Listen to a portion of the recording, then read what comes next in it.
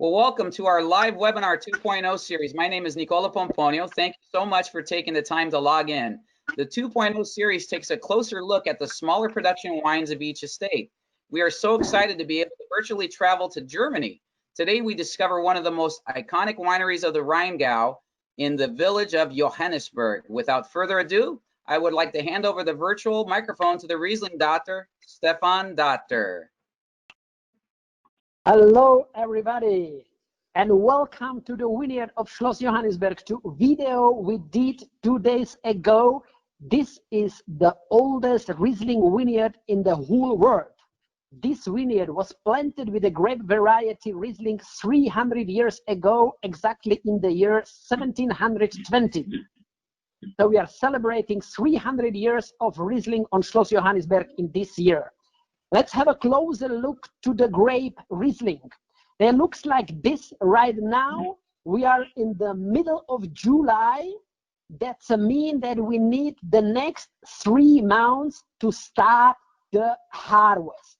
You see they look very healthy, very green, deep green color, good sign of good vegetation.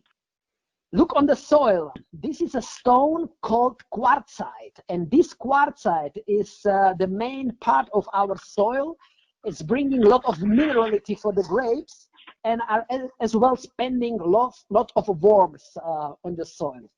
This is our single vineyard. It spans 125 acres, and you see there are some different corners and parts in the inside of the vineyard, so that we are able to make different qualities and styles within one vineyard. And this directly in the middle right in the front of castle is the sign of 50 degrees northern latitude, which is running directly through our vineyard. So that you see that we are positioning very, very northern.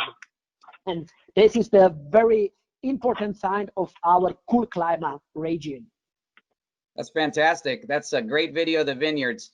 Thanks for narrating that. I know that you filmed that a couple days ago and we couldn't hear the audio in it, but I appreciate you stepping up and narrating it for our viewers. So let's talk about the history of Schloss Johannisberg. So I'm going to put the camera right on Stefan. Go ahead, Stefan. Perfect. Thank you very much, Nicola. So my name is Stefan Doktor. I am the managing director of this winery, and I'm very happy to get a possibility to introduce our winery. We are one of the oldest wineries in the whole world.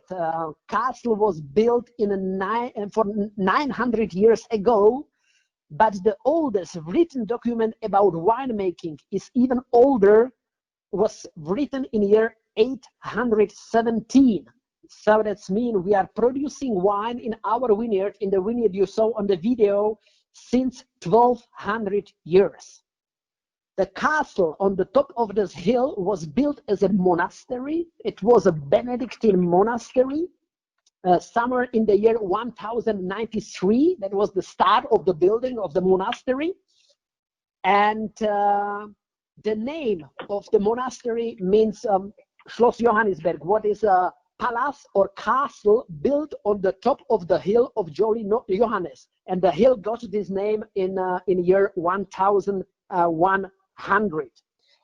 The Benedictines who lived on Johannisberg, they discovered in year 1716 that from all grape varieties which was planted in the vineyards, there is one grape variety which fit as the best in the vineyard, and it was a Riesling. So they replanted the whole vineyard and planted 100% Riesling.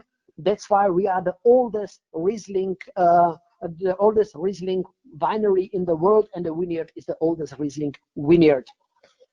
Some years ago, 55 years ago, they discovered so-called late harvest. That what we call Spate, a special style of the wine, a sweet wine. We will in the tasting today a little bit later. And that was very important part of the story of Schloss Johannisberg, because wine like this made us very popular. It was 1775, and just imagine this. Thomas Jefferson visited us in year 1793. He was later the American president, and he wrote in his daily journey book, if you are traveling through the region Rheingau in Germany, interrupt your journey and visit Schloss Johannisberg, because the wines on the Schloss Johannisberg are the best in the whole region. Unfortunately, I cannot buy it. The wines are too expensive. Imagine that. American president was not able to buy our wines. The quality remained like it was, and the price is much better today. So you can buy and enjoy the wine today much easier like it was in those years.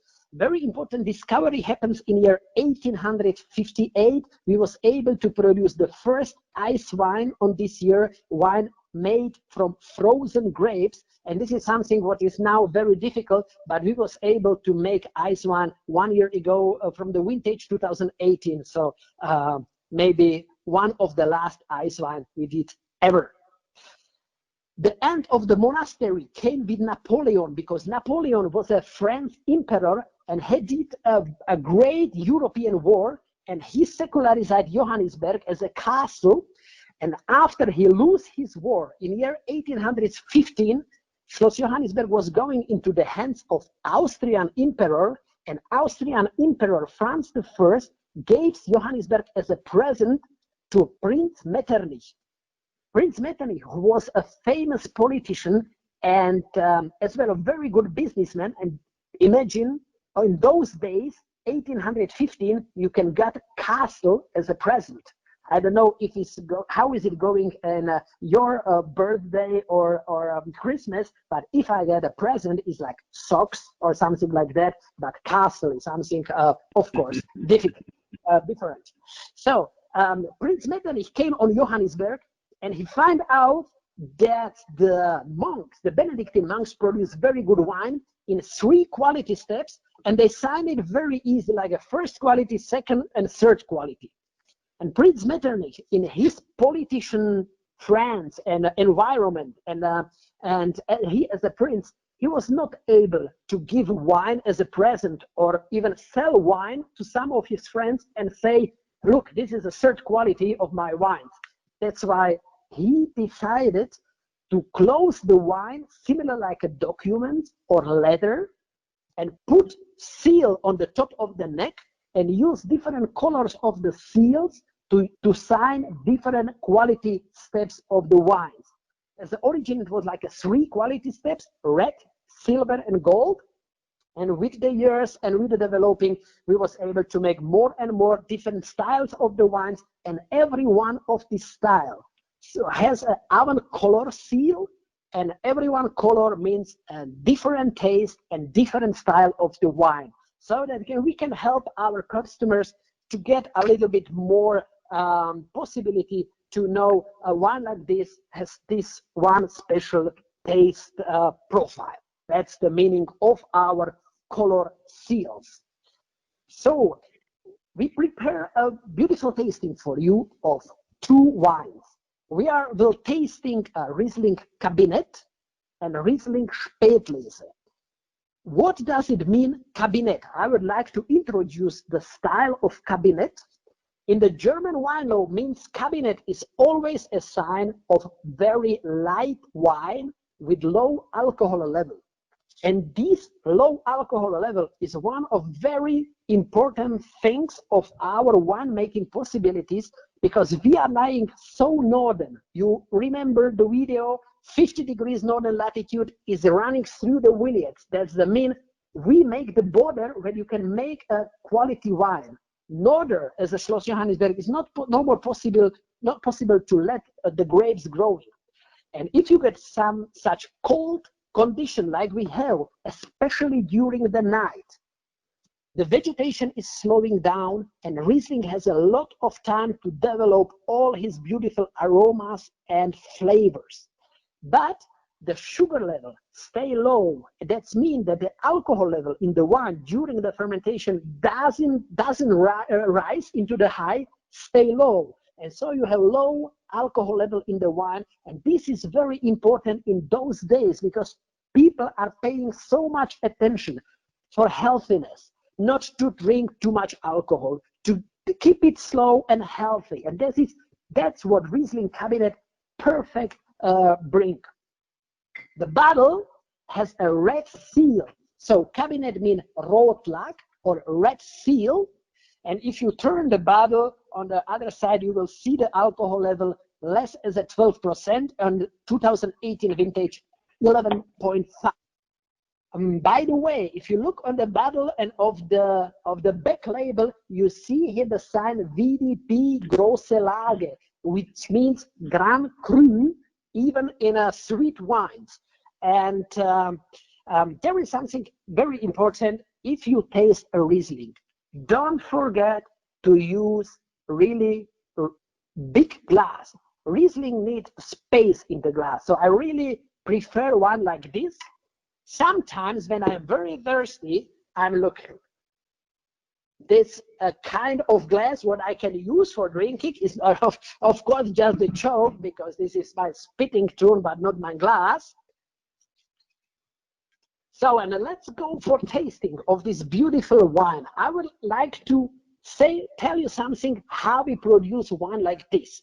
On the first thing is we are harvesting the grapes on the top of the hill, right on the place where you saw me in the vineyard on the sign of 50 degrees. This is the upper part of the vineyard, and the soil you saw with a lot of the stones is very dry.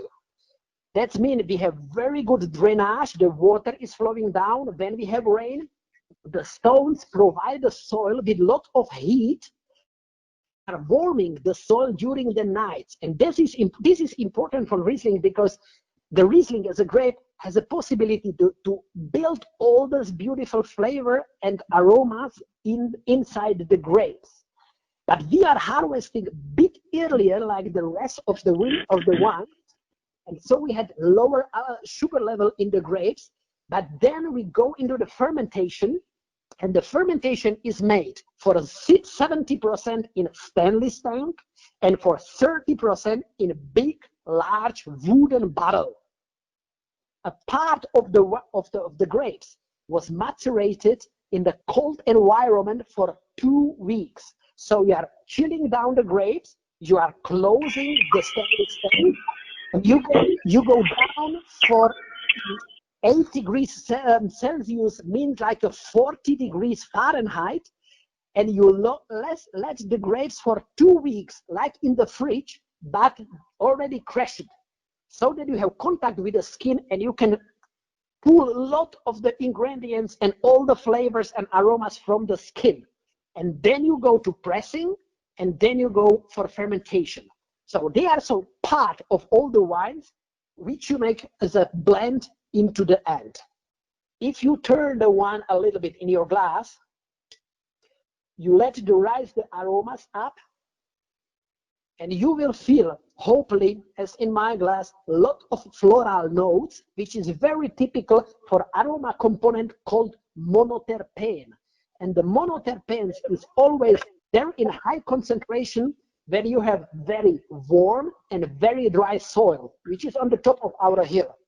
So there are a lot of fruitiness. There are some yellow stone fruits like apricots and like peaches. Some exotic notes as well. And I have as well some green tea.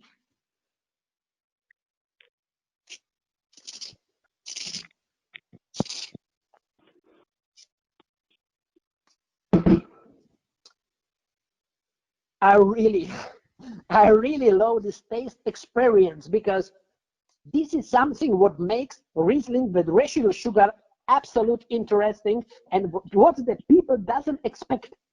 You have a first sweet attack on your tongue, and you feel the sweetness, and then you need approximately 10 seconds until you recognize the acidity, which is splashing out in your mouth, and then you feel in the back part of the mouth this phenolic structure. That's what we get from the wooden bottle, and that's what we get from the skin product from the grapes. This is as well a little bit light bitter aftertaste, what you probably feel, and that's make the wine very stable. And even of the sweetness of the wine, this is a perfect wine for food matching. And there is something what I really like in USA when I'm there, and it's a spicy crab cake. Combination with spicy crab cake with some garlic mayonnaise on the top is absolute perfect combination with one like this. But I can as well make some notice for my tasting, of course. I really like the glazed ham with the apricot chutney on the top. And for me, it's cabinet one like this, the absolute perfect summer wine.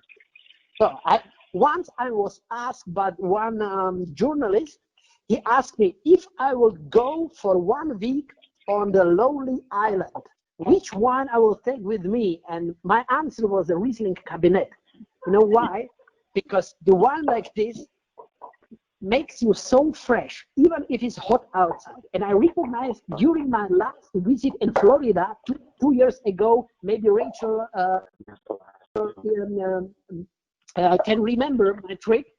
I recognize that one like this, when you are very close to sea, with the humidity in the air and some saltiness in the air, very close to sea, the wine changes aroma, is more aromatic and perfect in an environment like this. So Stefan, Stefan, just one moment, please. We're getting a little feedback from somebody's microphone. I'm going to mute all. If you could all mute your microphones, that'd be great. And then I will unmute. Hear me, Nicola? Yeah, please go ahead. Okay, and can you see me as well? Yes. Okay, perfect. So I'm going ahead with the next wine. In the next wine in the tasting is our Riesling Spätlese, our late harvest. The late harvest has a green cap, and the green lac means the green seal. We have this wine in our portfolio since 1725. I'm sure there is not much wine producer in the world. They can say they have a wine in a portfolio since 250 years. It's something very special. This wine was discovered on Schloss Johannisberg by chance, because the monks, the Benedictine monks who lives on Johannisberg, they were not allowed to start the harvest until the Prince Abbot, the owner, the chef of the Schloss Johannisberg, doesn't taste the grapes personally. But he was not living on our castle, in our region. He was living in a city called Fulda, which is 185 kilometers far away from us. So they sent every year a postman riding on the horse with the samples of the grapes on his back 3 days into the Fulda. Don't ask me how looks grapes after 3 days riding on the horse, but they bring the samples to the bishop, to the Prince Abbot. He tastes the grape, and if he was satisfied with the quality and ripeness level, he gives a permission to start the harvest. That was always running really good until the year 1775. In this year was the postman too late. He came back 2 weeks later like usual, and you can imagine what happened in the vineyard during the 2 weeks during the harvest or the autumn. The grapes are getting overripe and shrunken on the wines, so that they doesn't look really healthy anymore. But when the postman with the permission finally arrived, they decided to harvest the grapes and to make the wine from these late harvested grapes. And when they finished the wine, they recognized that's the best wine they ever drank. And that was the reason why the popularity of Schloss Johannisberg rise so high, and why the prices was rising so high, and why Thomas Jefferson was not able to buy any one bottle of Schloss Johannisberg because of the very high price. This is the wine which was the reason. So what does it mean for a wine like this? As a first, you have a huge aroma potential of the wine. If you compare the wine to the cabinet, you will feel much stronger aroma, huge intensity, and a lot of complexity of the wine. I don't know which vintage do you have, but I have 2016. This is a very important vintage for me, because in this year I took over the leadership of this winery on the estate, and this was my first vintage I ever done on Schloss Johannisberg under my directory, and I was so happy with the grapes. They were so ripe and so healthy and so yellow until golden colors. And then we get fermentation for a 100% in wooden bottle, and then we get earned this beautiful wine. I love this aroma. I love this lot of fruitiness and floral notes on the nose. I have some candied pineapple and some peach, candied peach as well. Some honey notes and a lot of lime blossom. I got for this wine by Robert Parker, by his tasting, 94 points. And I printed his tasting notes during the taste because it was very funny. The tester from Robert Parker called Stefan Reinhardt, and we tasted the wine together, and he was writing about the wine like this. So I have his tasting note here. He wrote about generous and lush Riesling, and this green luck drives me to lose my willpower. It's such sensual and erotic, but also highly elegant, piquant and salty Riesling Spätlese that I can't spit it. I don't even have the discipline not to drink the whole bottle. He was driving by the train back to his home in Hamburg, and he asked me to take the open bottle with him into the train to drink during his traveling into the Hamburg. It was very funny, but I was so proud of this. And then he wrote, I admit, this is my wine Venus, coming of the Venus mountain, at the rocky quartzite mountain here, alluring with a piquant tropical fruit flavor, luring me in without letting me out. So that's the description of Robert Parker. I hope you like the wine as well. Maybe not so much like he is done, but I'm very proud of this very pure and very intensive note of the wines. And then what I was talking about during the drinking of cabinet, you have as well here. When you drink the wine, as a first, you have a first and fast attack of sweetness.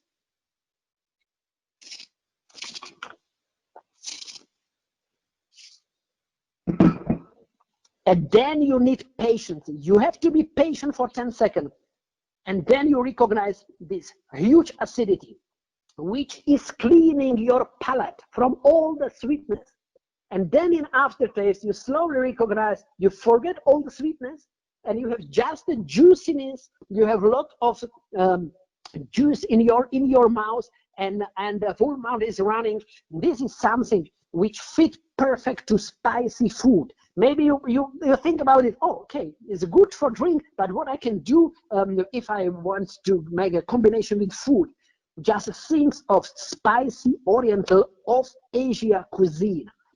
Something like a vegetable curries, curry works very perfect. As well the spicy crab cake I was talking about cabinet running really good.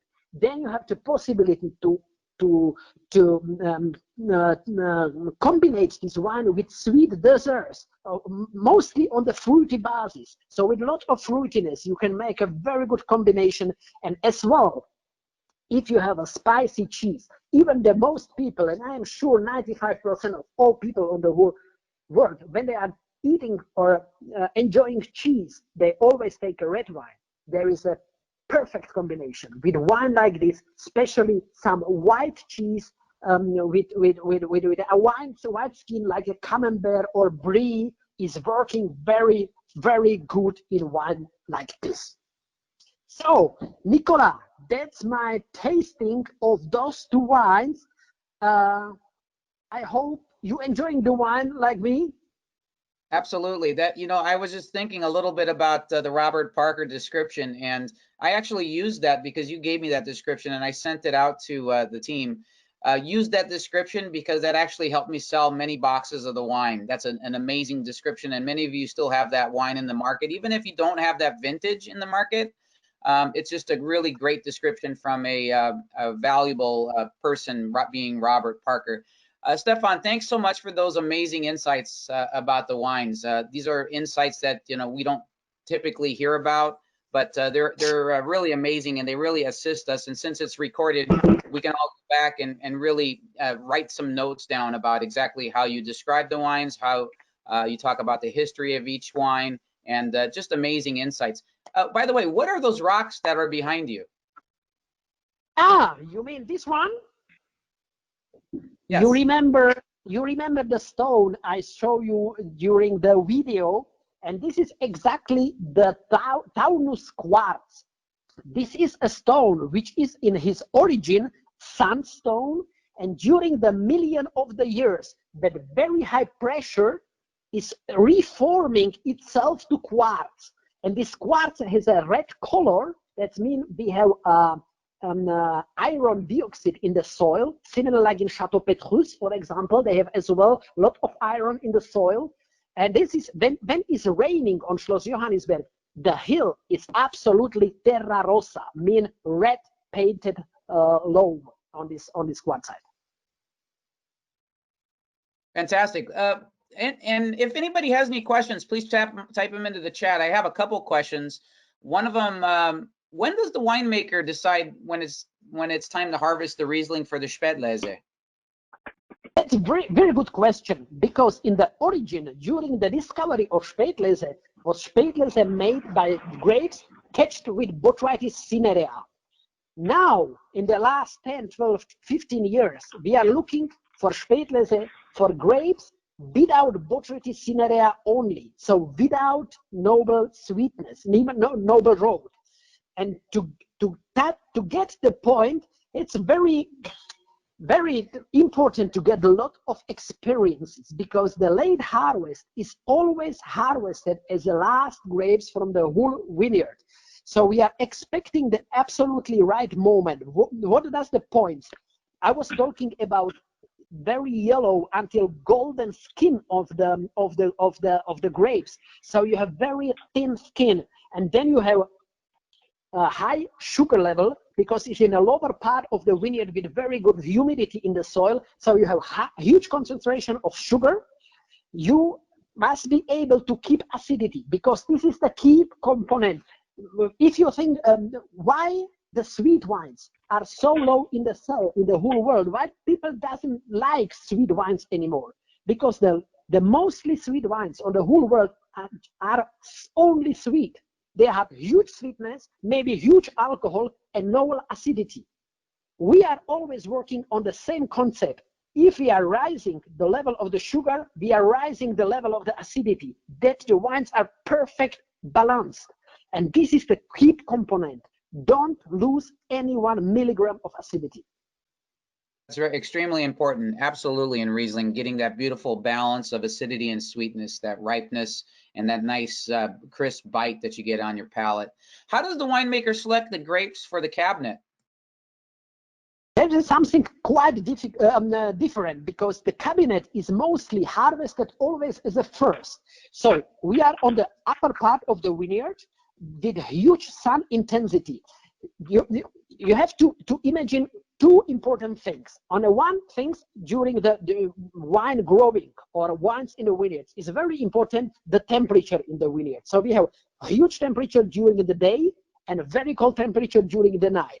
But beside of the temperature is very important the intensity of the sun.